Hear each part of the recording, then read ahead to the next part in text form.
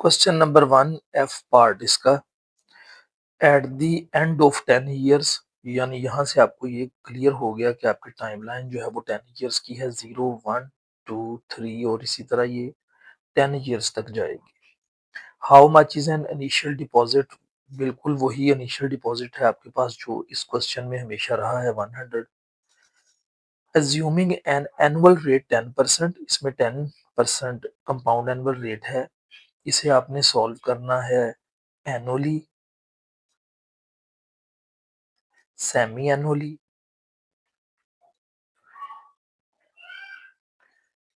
Quarterly और फिर and पे कॉन्टिन्यूसली।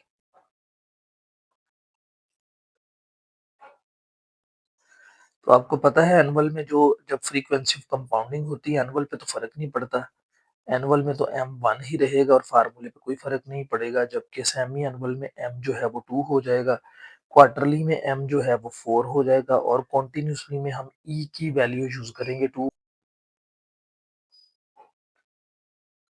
2.7182। एनुअल के लिए फार्मूला लिखता हूँ जी, future value is equal to present value into 1 plus interest rate raised power N, और इसमें वैल्यूज पुट कर देता हूँ। 100 आपकी प्रेजेंट वैल्यू है, 1 फार्मूले का, प्लस 10% इंटरेस्ट है। 10% इंटरेस्ट का मतलब होता है 10/100।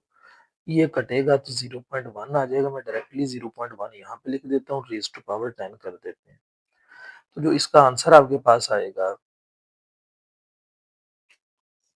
वो होगा 259.37। अब एनुअली सोल्व हुआ है तो इसे सेमी एनुअली के लिए हम कैलकुलेट करते हैं। सेमी एनुअल में आपको पता है M2 है, M के दो इफेक्ट फार्मूला पे आएंगे। M जो है वो I को डिवाइड कर देगा और इसका दूसरा इफेक्ट होगा कि ये N से मल्टीप्लाई हो जाएगा। तो इधर इसी फार्मूले के अंदर future value is equal to present value into 1 plus interest M से डिवाइड होगा और N से ये M मल्टीप्लाई हो जाएगा, is equal to 100 into 1 plus 10% है। 10% को जो सेमी एनुअल में 2 पे डिवाइड करेंगे और N जो है क्वेश्चन में 10 है और M जो है वो 2 है, क्योंकि सेमी एनुअल में 2 होगा। तो इसको मजीद सॉल्व करते हैं। 100 इंटू 1 प्लस 10 जब डिवाइड होगा 2 पे तो 5% रह जाएगा और 5% जो है वो उसे जब हम परसेंटेज उसकी लेंगे तो 5% का मतलब होगा 5 divided by 100 raise to power 20। तो 100 इंटू 1 प्लस 0.05 आ जाएगा, ये कटेगा तो 0.05 आएगा। अब इसमें हमने इसको प्लस कर देना है और पावर लेनी है 20। 100 इंटू 1.05 प्लस करके 20 पावर ली तो ये मजीद आएगा, सॉल्व होगा 100 इंटू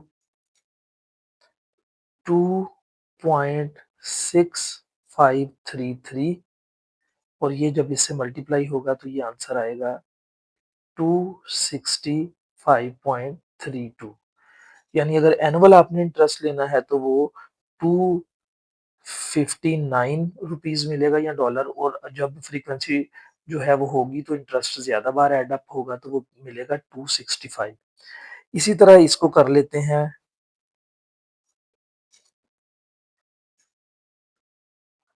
इसी तरह इसको सॉल्व करते हैं। Future value is equal to present value into 1 plus interest rate quarterly के लिए।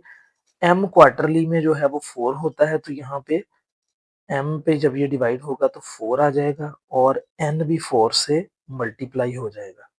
तो हमारा डाटा क्या है, 100 है।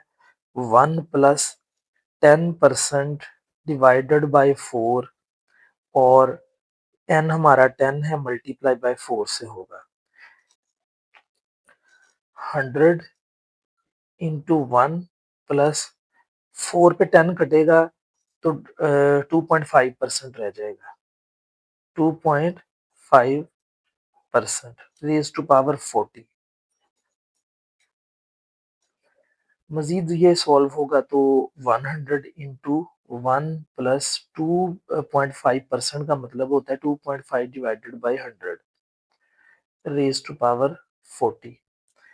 इसको मज़ीद सॉल्व कीजिए। 100 इंटू 1 प्लस ये 2.5 डिवाइडेड बाई 100 का मतलब है 0.025 इसका आंसर आएगा। तो मैं यहाँ पे लिखता हूँ 0.025 raise to power 40 equal to 100 into 1.025।